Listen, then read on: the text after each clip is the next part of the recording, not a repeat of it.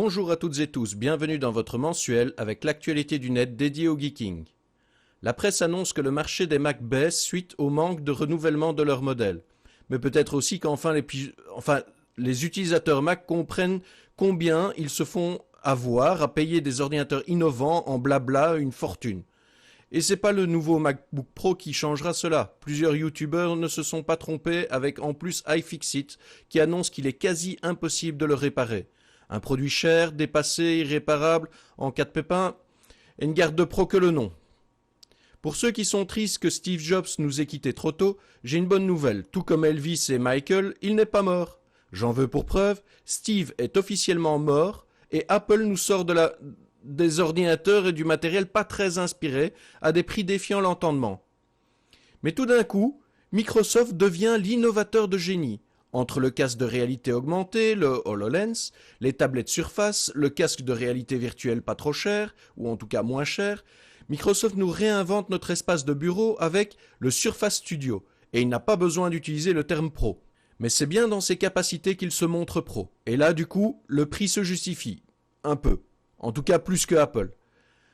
Des machines sous i7 vitaminées, 32 Go de RAM, un écran de folie Pixel Sense tactile multipoint 28 pouces avec une résolution 60% plus élevée que du 4K en 4500 par 3000 pixels, ce qui nous offre un affichage de 192 points par pouce. Il fait à peine 12,5 mm d'épaisseur.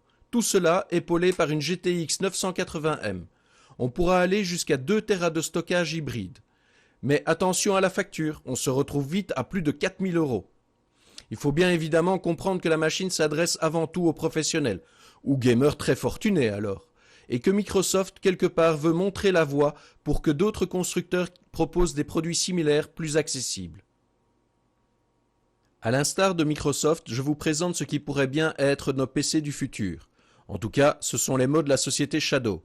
Aujourd'hui, tout le monde sait la place que le cloud a pris dans la vie, mais aussi et surtout dans le quotidien des entreprises. Shadow propose d'aller plus loin, en utilisant leur PC associé à la puissance du cloud gaming. En d'autres termes, ce n'est plus votre PC qui mouline, consomme de l'énergie, chauffe, etc., mais des composants régulièrement entretenus et mis à jour qui se trouvent à des milliers de kilomètres de vous.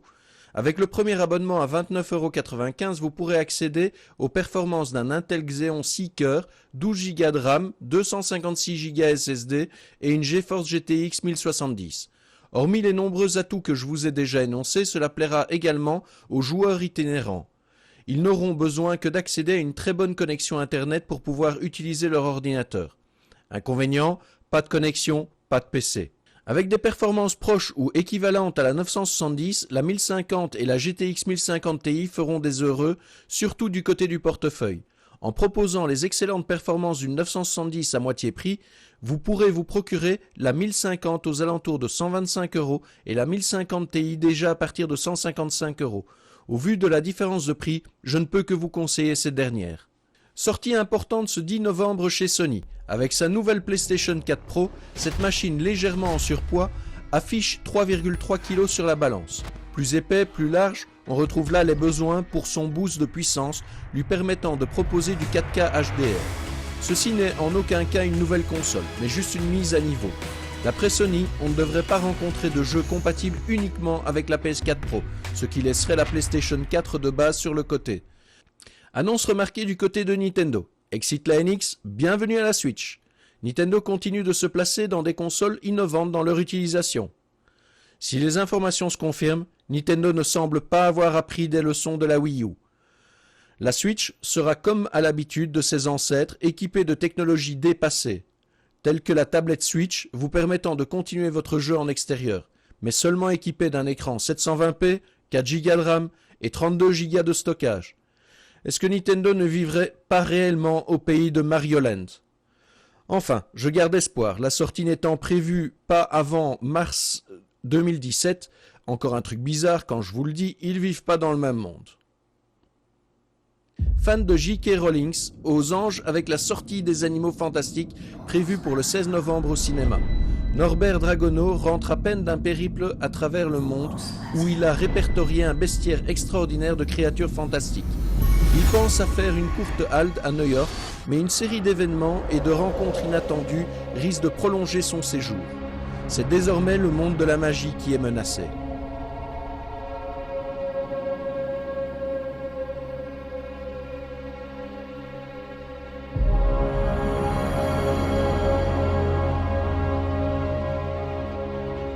Un sorcier est arrivé hier à New York avec une valise.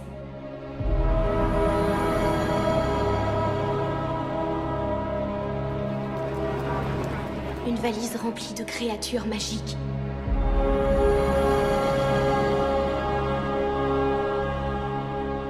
Malheureusement, certaines se sont échappées.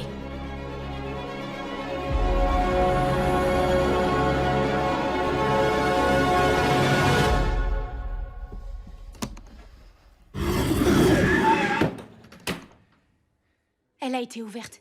Un tout petit peu, oui. Monsieur Dragono ?